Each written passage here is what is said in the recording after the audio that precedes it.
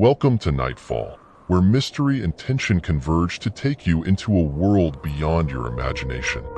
In this video, we will explore the depths of darkness from the world of urban legends originating from China, a country rich in history and tradition. China also harbors terrifying stories that have become deeply ingrained in its culture.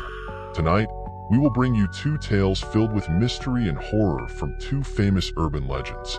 Story 1.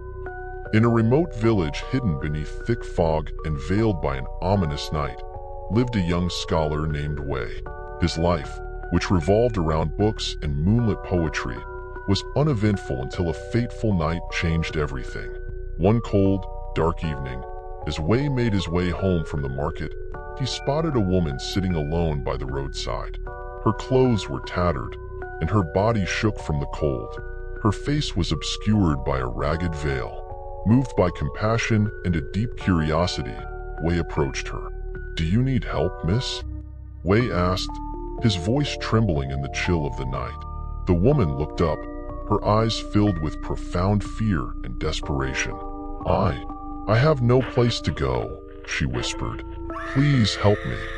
Feeling a surge of pity, Wei took her to his modest home. He offered her food and a warm place to stay. When she removed her veil, Wei was struck by her breathtaking beauty. Her skin was as flawless as porcelain, and her features were the epitome of perfection. As days turned into weeks, the woman, introducing herself as Lian, became an integral part of Wei's life.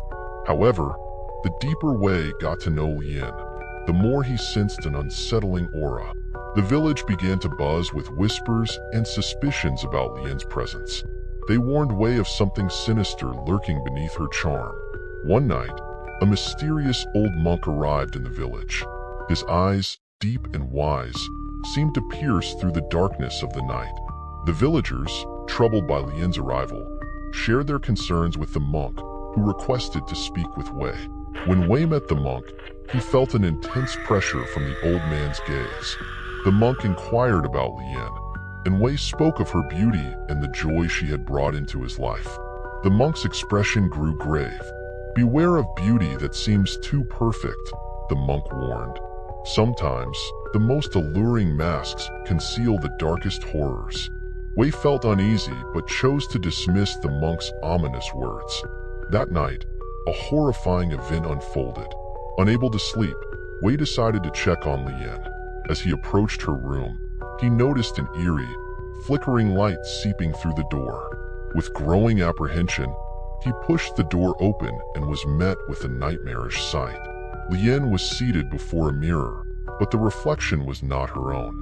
Instead of her beautiful face, the mirror showed a grotesque visage, a skeletal face with hollow eyes and rotting skin. Lian held a piece of human skin, carefully applying it to her face. As the mask adhered, the terrifying visage vanished, replaced by the flawless beauty that had captivated Wei. Stunned and horrified, Wei watched as Lian, now revealed as something far more sinister, turned her malevolent gaze toward him. The room grew darker, the air thick with malevolent energy. With a shriek of fury, the creature lunged at Wei, its fingers like sharp claws ready to rend flesh. Wei fled into the night, his heart pounding with terror. He ran to the monk, gasping and trembling, recounting the nightmare he had witnessed. The monk listened with a pained and grave expression. "She is a Huapi," the monk said with a shudder. "A demon that wears the skin of its victims to hide its true form. Her beauty is a trap for unsuspecting souls, and she will not rest until all who fall for her allure are claimed." Determined to rid his home of the demon, Wei returned with the monk the next morning. But when they arrived, the house was empty. Lian, the demon, had vanished, leaving behind only the mirror and the decaying piece of human skin. Wei left the village immediately, unable to erase the terror of that night from his mind. The tale of the painted skin spread across the region, a chilling warning about the dangers hidden behind perfect beauty and how the most terrifying monsters often lurk behind the most enchanting masks. And somewhere, in the shadows of another town, The Huapi continued her search for the next victim, her deceitful mask ready to lure another unsuspecting soul into eternal darkness. Story 2. In a small town deep in rural China, there lived a young woman named Mei. She was known for her independence and bravery, but her life was marked by a profound sadness. Years ago, when Mei was still young and naive, she became involved in a forbidden love affair with a man she could never truly have. When Mei discovered she was pregnant, the man abandoned her without a word. Trapped in a hopeless situation, Mei made a decision that would haunt her for the rest of her life. With a heavy heart, she went to a small clinic on the outskirts of town and underwent an abortion. She felt as though she had no other choice. After it was all over, Mei tried to forget the event, attempting to carry on with her life as usual. But something began to disturb her, something she couldn't ignore. A few months after the abortion, Mei started hearing crying. The crying was soft but heartbreaking, like the sound of a baby searching for its mother. At first, she tried to convince herself that it was just her imagination. Perhaps the sound was coming from a neighbor's house or just an echo from the street. However, the crying grew more frequent and the source became increasingly clear. The sound was coming from her own room. One dark night, Mei was jolted awake by the crying, louder than it had ever been. She felt a coldness envelop the room, making her skin crawl. With trembling hands, Mei reached for the lamp beside her bed. In the corner of the room, she saw something that made her blood run cold. There, standing in the shadows, was a small baby with pale skin, its eyes vacant and lifeless. The baby had no face, just a smooth, featureless surface where its eyes, nose, and mouth should have been. Mei's heart pounded in her chest, and she wanted to scream, but her voice was trapped in her throat. The baby didn't move. It only stared at Mei in a terrifying silence. The crying wasn't coming from the baby's mouth, but directly inside Mei's head, filling her mind with crushing guilt. The baby lifted its tiny hand, as if asking for something. Mei knew what the spirit wanted: recognition, love, and the life that had been stolen. Day after day, the apparition appeared more frequently. Mei couldn't sleep, eat, or even think clearly. Every time she tried to ignore the spirit, the crying grew louder, turning into a scream that tore through her consciousness. She knew that the spirit was Yin Ling, the ghost of the aborted baby. The spirit had come to claim its right to be acknowledged and loved. Consumed by despair and guilt, Mei decided to do something that might soothe the spirit. She went to the oldest temple in town, bringing offerings and praying with deep remorse. In front of the altar, she wept and apologized, begging for the baby's spirit to rest in peace.